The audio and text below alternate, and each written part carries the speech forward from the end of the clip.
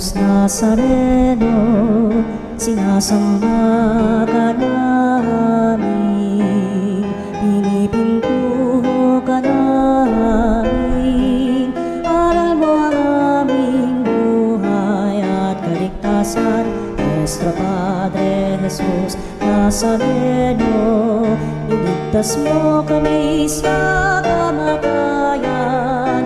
Ang krus mong pinamatayan ay sagisag ng aming kaligtasan. Nuestro Padre Jesus Nazareno, dinarangal ka namin. Nuestro Padre Jesus Nazareno, inulwalhati ka namin. Nuestro Padre Jesus Nazareno, inarangal ka namin. Nuestro Padre Jesus Nazareno, inulwalhati ka namin. Sa piging sariwain at liligtas niya sa atin. Sa piging sariwain at liligtas niya sa atin. Simulan natin ang ating pagdiriwang sa ngalan ng Ama at ng Anak at ng Espiritu Santo. Amen. Ang pagpapala ng ating Panginoong Jesucristo, ang pag-ibig ng Diyos Ama at ang pagkipagkaisa ng Espiritu Santo naway sumainyong lahat. At sumayo rin.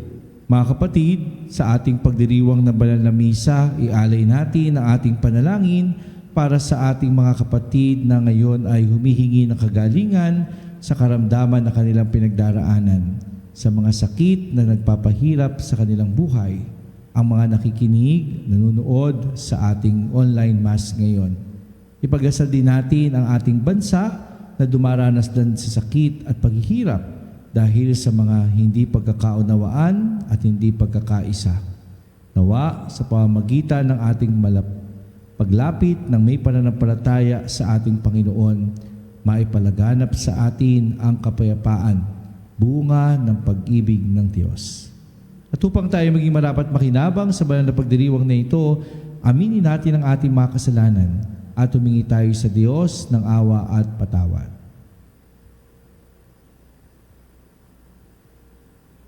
Sinugod na kapagpagaling sa mga nagsisisi, Panginoon, kaawaan mo kami. Panginoon, kaawaan mo kami. Dumating ang tagapaganyayang mga makasalanan ni magsisi, Kristo, kaawaan mo kami. Kristo, kaawaan mo kami. Nakaluklok ka sa kanan ng Diyos Ama para ipamagitan kami, Panginoon, kaawaan mo kami. Panginoon, kaawaan mo kami. Kaawaan tayo na makapangyarihang Diyos, patawarin tayo sa ating mga kasalanan at patnubayan tayo sa buhay na walang hanggan. Amen. Manalangin tayo. Ama naming makapangyarihan, ang iyong paglingap at di pagkukulang sa iyong pagsubaybay sa tanan. Iniluluhog namin iyong pauwiin ang tanang makapipinsala sa amin at iyunawang panatilihin ang pakikinabangan namin walang maliw. Sa pamamagitan ni Jesucristo kasama ng Espiritu Santo, magpasawalang hanggan. Amen. Pagbasa mula sa ikalawang sulat ni Apostol San Pedro. Mga pinakamamahal, samantalang hinihintay ninyo ang araw ng Diyos, magsikap kayong mabuti upang madali ang pagdating ng araw na iyon, araw ng pagkatupok ng kalangitan at pagkatunaw sa matinding init ng mga bagay na naroon. Ngunit ayon sa pangako ng Diyos, naghihintay tayo ng mga bagong langit at ng bagong lupa na pinaghaharian ng katarungan. Kaya nga, mga minamahal, samantalang kayo'y naghihintay, sikapin ninyong mamuhay na payapa, walang dungis at kapintasan. Alalahanin ninyong kaya nagtitimpi ang Panginoon ay upang bigyan kayo ng pagkakataong maligtas.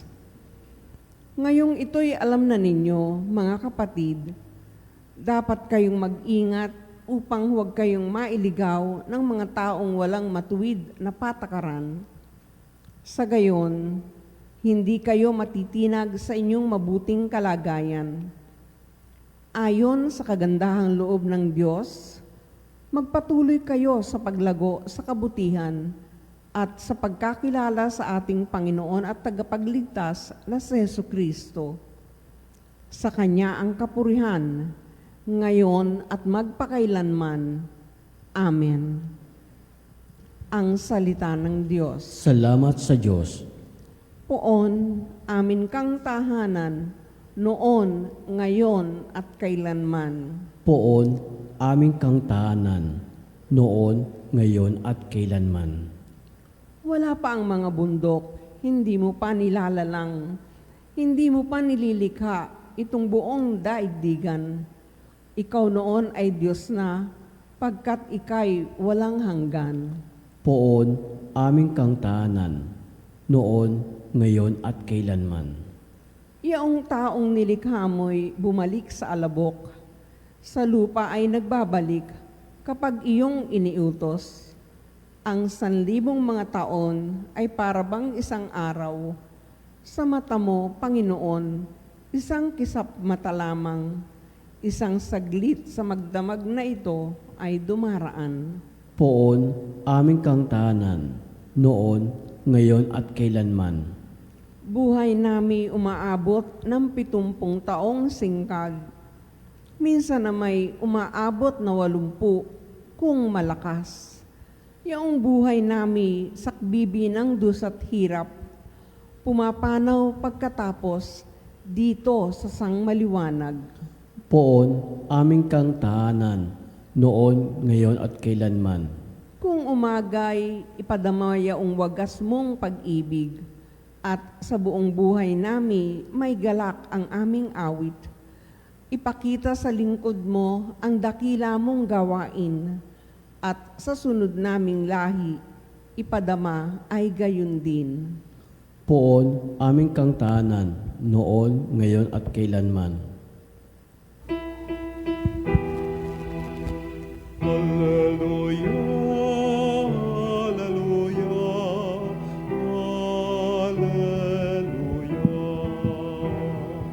hallelujah, hallelujah.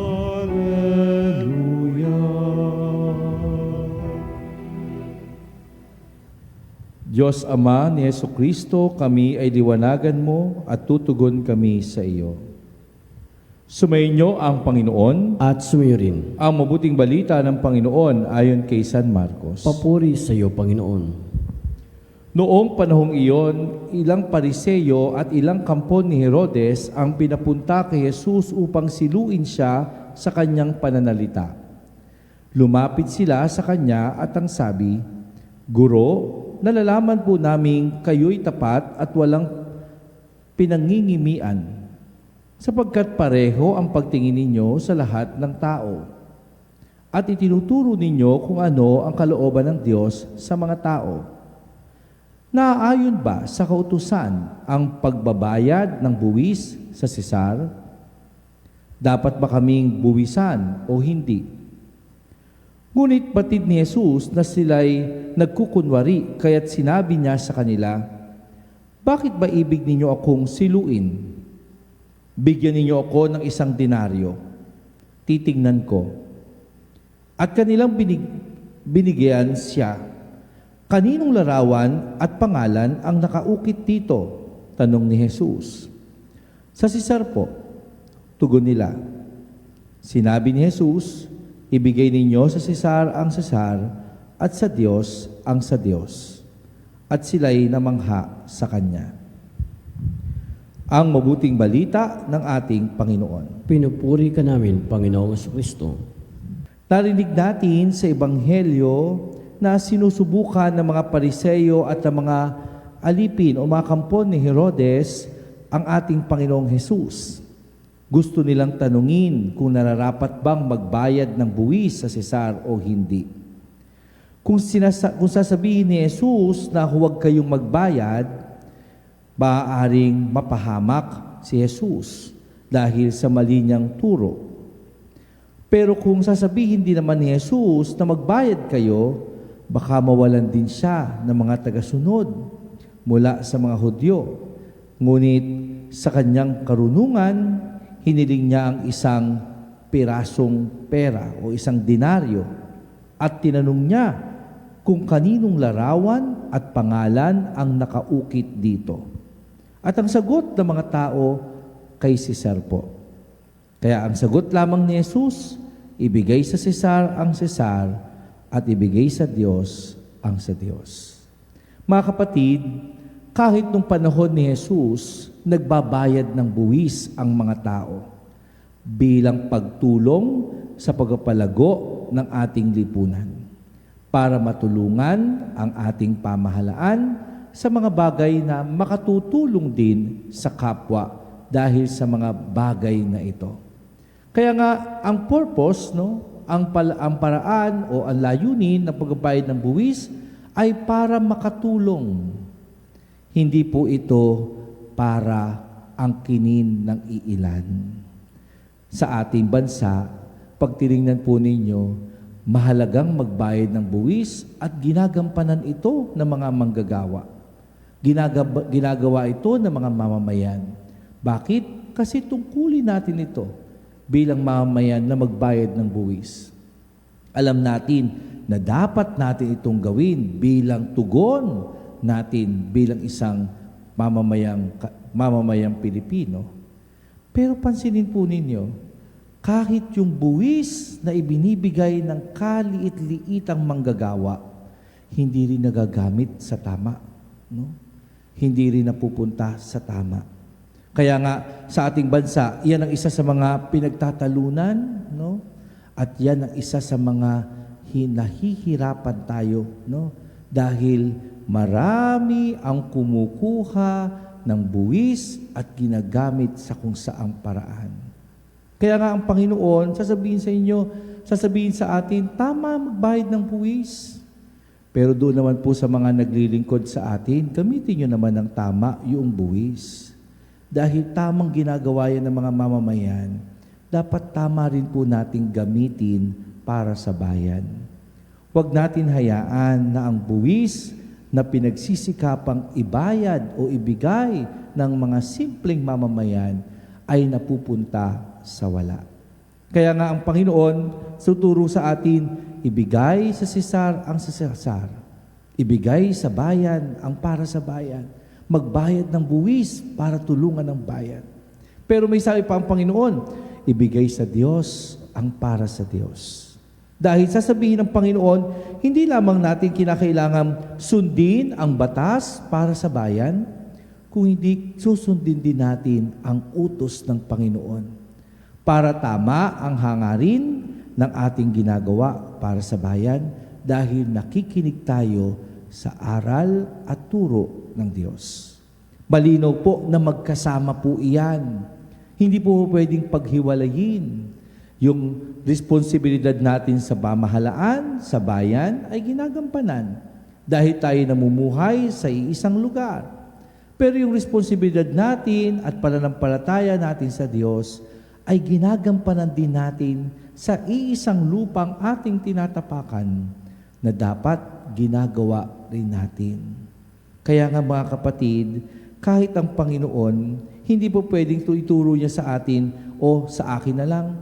Kung para sa Diyos, yung para sa Diyos na lang, kalimutan nyo na yung para sa bayan. Hindi rin ituturo ng Diyos yan.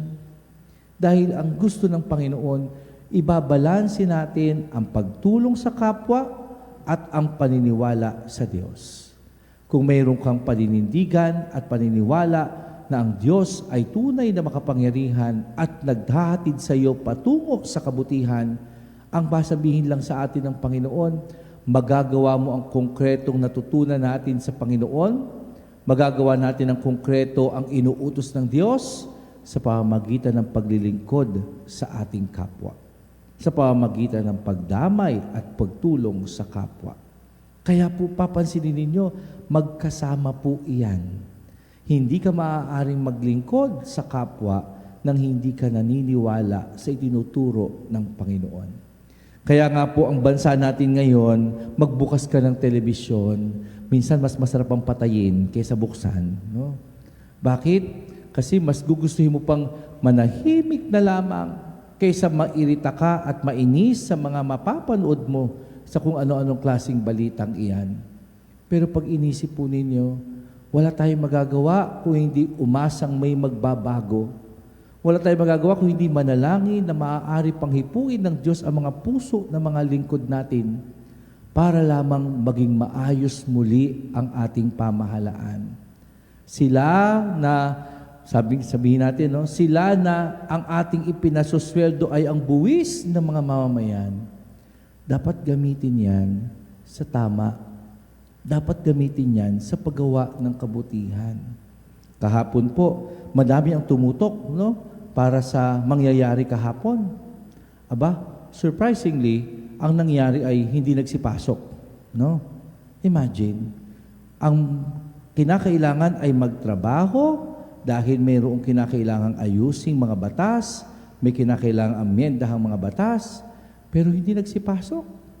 Kaya ang daming mga comment, sabing gano'n, bakit yung mga simpleng manggagawa, pag hindi pumasok, memo. Pag hindi pumasok, suspended. Kapag hindi pumasok, mayroong punishment. Bakit sa mga lingkod natin, pag hindi pumasok, tahimik. Ayaw magsalita. No? Ano ang pinagkaiba na naglilingkod ng may posisyon sa pamahalaan at ano ang pinagkaiba ng mga simpleng mamamayang naglilingkod ng abot kaya at pagsisikap dahil sa mga simpleng pangalan o simpleng trabaho lamang? Wala. Pare-pareho lang na mayroong trabaho at ginagawa. Pare-pareho lang na dapat may tungkulin na ginagampanan. Kaya nga mga kapatid, ito marahil yung gusto nating sanang baguhin at gusto natin sanang ayusin. Pero sana ito'y nauunawaan ng lahat. Sana dito nakikita ng lahat na dapat tayo ay maroon ng pagkakataong tingnan ng mas malawak. Hindi naman natin kinakailangan mag-away-away dahil lamang sa ganito. Kinakailangan nating tingnan kung ano ang makabubuti para sa nakararami for the common good. Huwag natin isipin na yung ating ginagawa ay para sa ilang tao lamang. Yung ating intensyon ay para tulungan at protektahan yung ilang tao lamang. Ang tingnan natin, ano yung makabubuti para sa ating bansa? Ano yung makapagpapaunlad para sa ating bansa? Kapag ang nangyayari ay magtatrabaho ako at ang puprotektahan ko ay yung pansariling kapakanan at hindi ang kapakanan na kararami, talagang hindi magtatagumpay at hindi uunlad ang ating bansa. Lahat tayo unti-unti masisira at babagsak. Kaya nga, ang Panginoon ipapaalala sa atin sa araw na ito, dapat pantay, no? Kung tayo ay gumagawa, naglilingkod, dapat gawin natin ang tamang pagbabayad ng buwis. Pero kung ginagawa natin ang tapat, ang dapat gawin sa ating pamahalaan, ang sasabihin ng Panginoon, gawin din natin ng mabuti at tapat ang ating pagsunod sa itinuturo ng ating Panginoon. Hindi ka makapaglilingkod ng tapat sa kapwa kung hindi ka makikinig ng tapat sa itinuturo ng Diyos. Dapat yan ay magkadugtong lagi.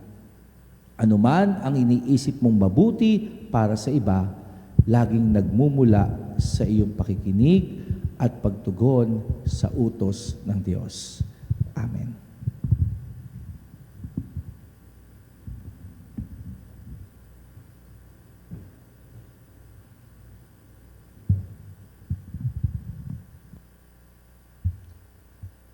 Nabubuhay ang mga Kristiyano sa dalawang dimensyon, mamamayan ng lungsod ng Diyos at mamamayan ng lungsod ng mundo. Manalangin tayo na maituon natin ang ating mga puso sa walang katapusang kaharian sa darating pa para sa pangangailangan ng mundo. Sa bawat panalangin ng ating tutugon, Panginoon, dinggin mo ang aming panalangin. Panginoon, dinggin mo ang aming panalangin. Ang mga pinuno at miyembro ng simbahan naway maging makatotohanan sa kanilang tungkulin na maging mga propetang saksi laban sa mga di makataong krimen at kawalang katarungan. Manalangin tayo sa Panginoon. Panginoon, dinggin mo ang aming panalangin. Ang mga pinuno ng gobyerno naway makatarungang gamitin ang mga bagay na para sa Sesar. Manalangin tayo sa Panginoon. Panginoon, dinggin mo ang aming panalangin. Ang mga pinuno at mamamayan ng komunidad naway magkaroon ng kamulatang ukol sa kanilang tungkulin bilang mga taong dapat na magbayad ng buwis at mga taong dapat makilahok ng malinis sa pagboto sa eleksyon. Manalangin tayo sa Panginoon. Panginoon, dinggin mo ang aming panalangin. Ang mga may sakit naway maunawaan na nagiging isang dakilang biyaya ang kanilang paghihirap kapag inuugnay sa paghihirap ni Kristo. Manalangin tayo sa Panginoon. Panginoon, dinggin mo ang aming panalangin. Yaong mga tumawid na sa pinto ng kamatayan, naway makarating sa walang hanggang lunsod sa langit. Manalangin tayo sa Panginoon. Panginoon, dinggin mo ang aming panalangin. Sa ilang sandali ng katahimikan, ipanalangin natin ang kagalingan at natatanging kahilingan ng ating mga Eucharistic advocates.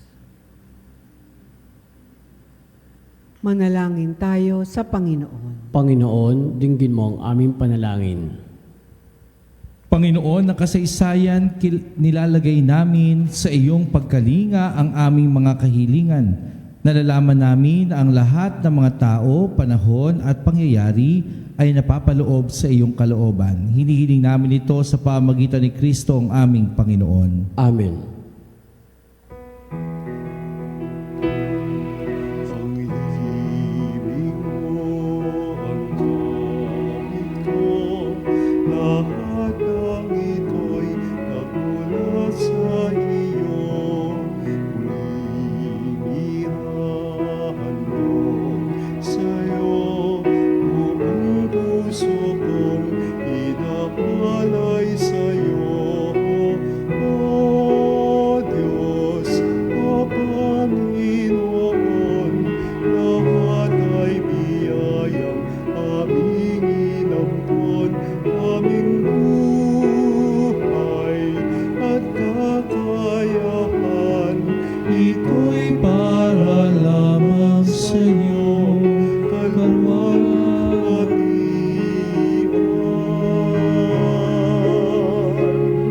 Ito'y para lamang sa iyo, kalwalhatian. Manalangin kayo mga kapatid, upang ating paghahain ay kalugdan ng Diyos samang makapangyarihan.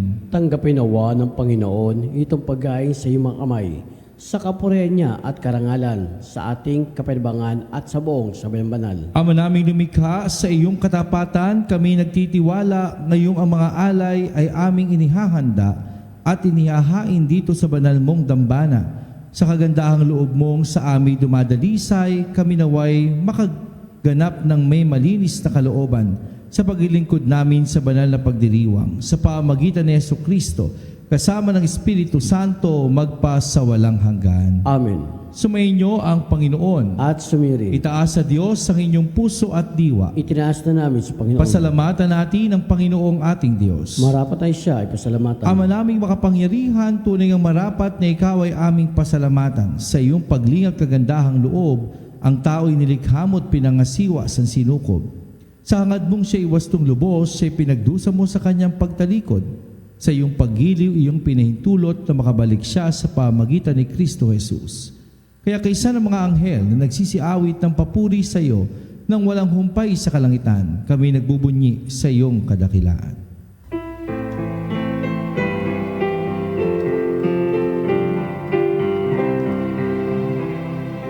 Santo, Santo, Santo, Panginoong Diyos ng mga hukbo,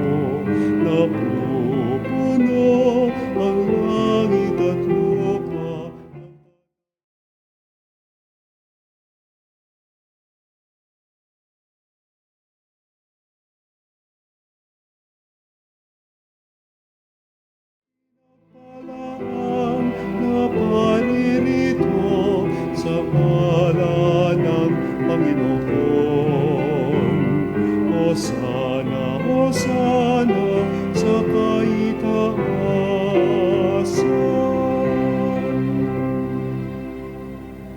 Ama naming banal, ikaw ang bukal ng tanang kabanalan, kaya't sa pamagitan ng iyong Espiritu, gawin mong banal ang mga kaloob nito upang para sa amin maging katawan at tugo ng aming Panginoong Hesukristo. Bago niya pinagtiis ang kusang loob na maging handog, hinawakan niya ang tinapay, pinasalamatan kanya. Pinaghati-hati niya iyon, inabot sa kanyang mga alagad at sinabi, tanggapin niyo lahat ito at kanin.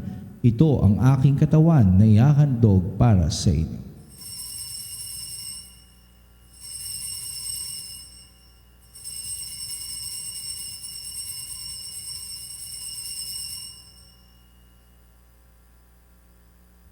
Gayun din naman nung matapos ang hapunan, hinawakan niya ang kalis, muli kanyang pinasalamatan. Inabot niya ang kalis sa kanyang mga alagad at sinabi, tanggapin ninyo lahat ito at inumin. Ito ang kalis ng aking dugo ng bago at walang hanggang tipan. Ang aking dugo na ibubuhos para sa inyo at para sa lahat. Sa pagpapatawad ng mga kasalanan, gawin ninyo ito sa pag-alaala sa akin.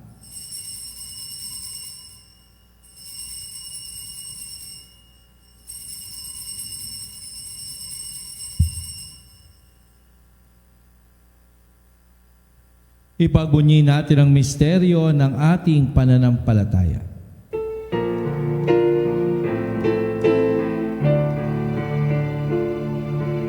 Ang kamatayan mo, Panginoon, aming ipinahayag.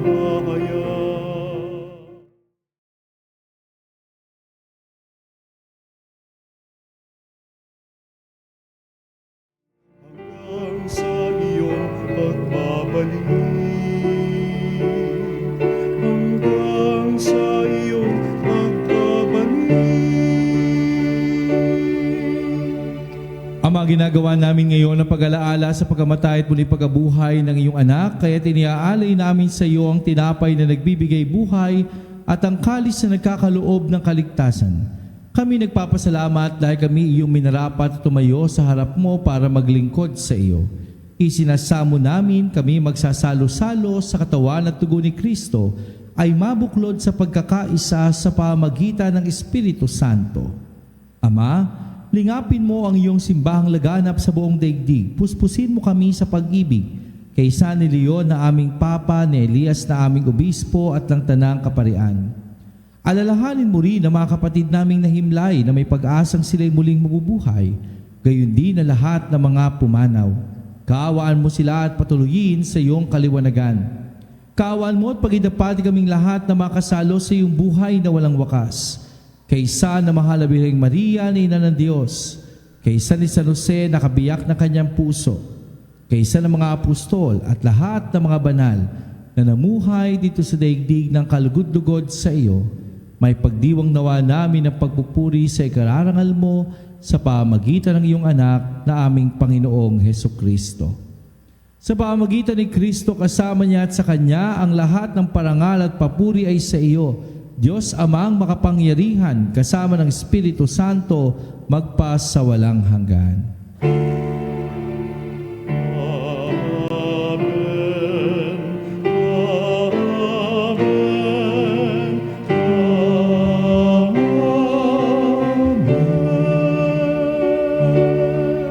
Ngayon ay sama-sama nating dasalin ang panalangin tinuro sa atin ng ating Panginoong Hesukristo.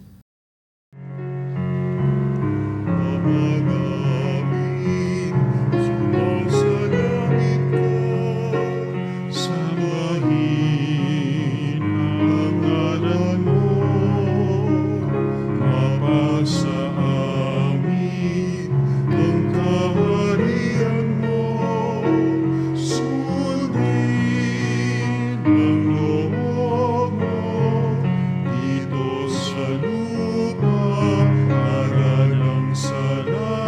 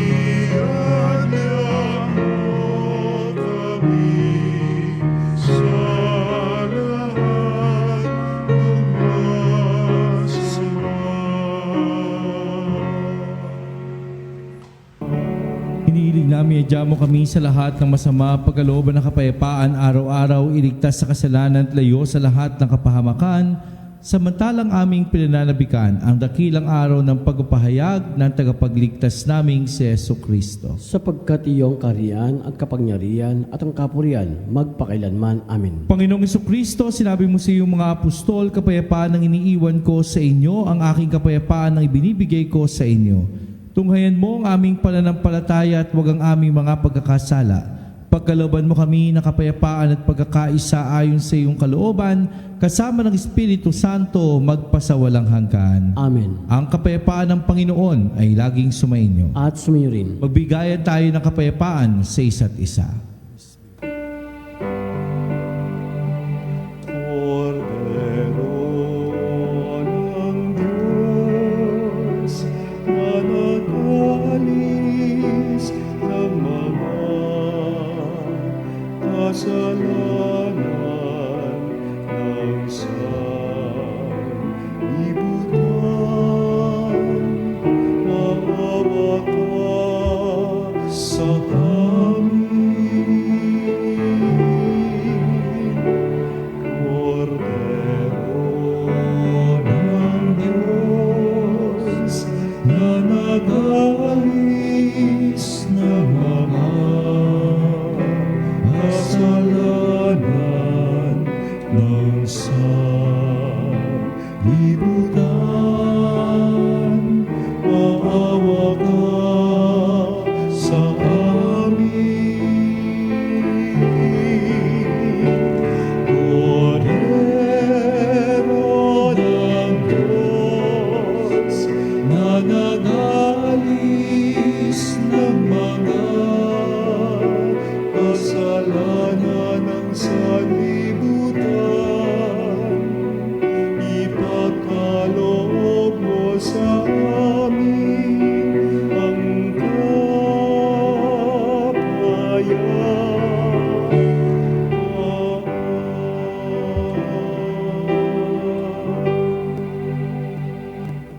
Narito si Kristo, ang Kordero ng Diyos. Narito siya nag-aalis ng mga kasalanan ng sanlibutan. Mapapalad tayong inanyayahang tumanggap sa banal na piging. Panginoon, hindi ako karapat-dapat na magpatuloy sa iyo, ngunit sa isang salita mo lamang ay gagaling na ako.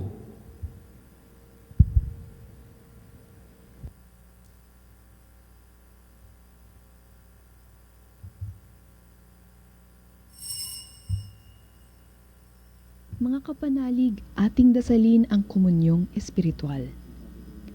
O Jesus, nananalig ako sa pananahan mo sa kabanal-banalang sakramento. Minamahal kita higit sa lahat at hangad ka ng aking kaluluwa. Hindi ko man matatanggap ngayon ang iyong katawan at dugo, inaasahan ko na patuloy kang mamumuhay sa aking puso. Naniniwala ako na narito ka at kaisa ka ng aking buong pagkatao.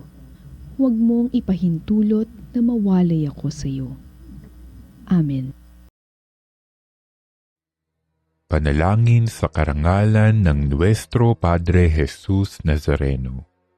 O Jesus Nazareno, Ina ni katamis-tamisan Jesus, naming anak ko ang manunubos, taong salita, salamat sa harap iyo, mo anak. ngayon naririto kami't nangangayupapa at nagsisisi ng taos-puso sa aming pagiging walang turing sa iyo at paglimot sa di mabilang na mga biyaya mo, lalong-lalo na yaong mahalagang biyaya ng pagtutubos.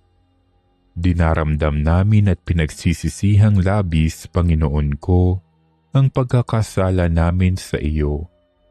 Ikinalulungkot namin ang pagiging dahilan ng pagpapasan mo ng krus na iyan sa gitna ng mga hirap at kapaitan, hanggang sa inihandog mo ang iyong buhay sa bundok ng Kalbaryo, sa pagkaibig mo lamang na matubos kami at ang sangkatauhan mula sa sala. Pakabanalin mo, O Panginoon, ang aming pagnanais at ipagtanggap mo sa amin ang iyong biyaya. Maging tagapamagitan nawa ang iyong ina, ang kalinis-linisang Birheng Maria.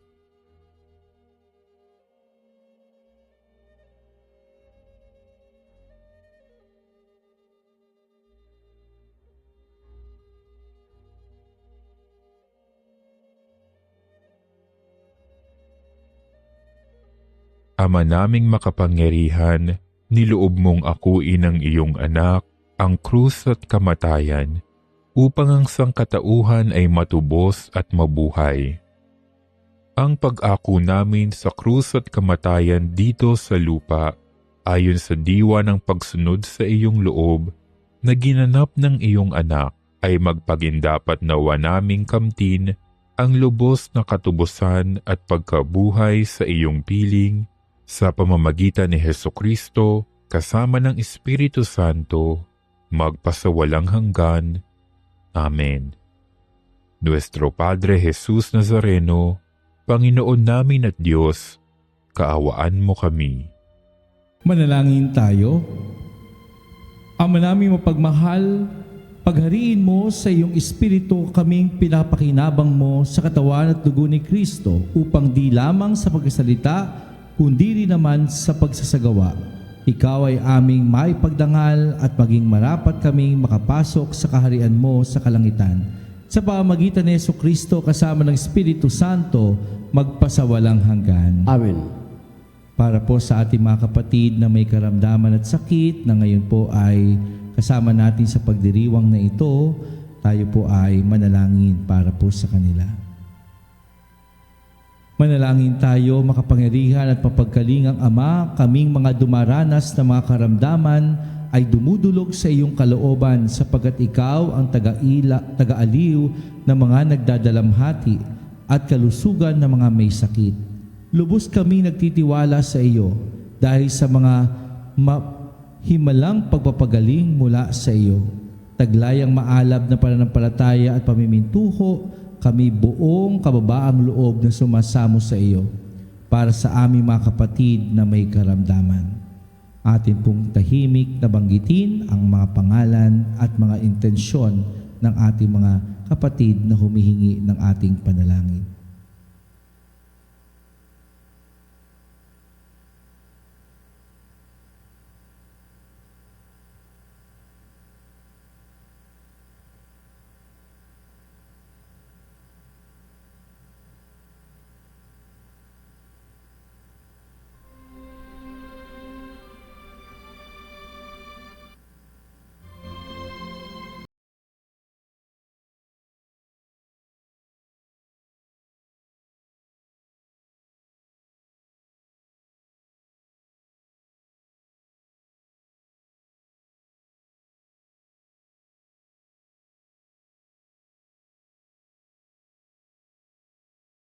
Kami ang gumaling dahil sa pananampalataya sa iyo, mangyaring gumawa ka ng isa at iligtas itong mga mahal namin sa buhay.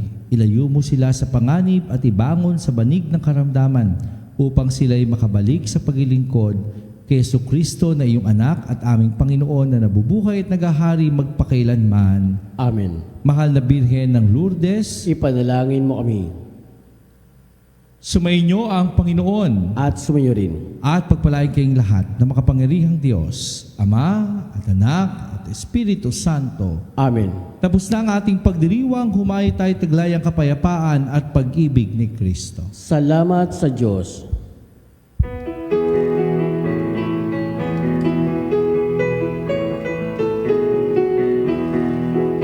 Magsingawit kayo sa Panginoon. Hallelujah! Magsingawit sa Panginoon.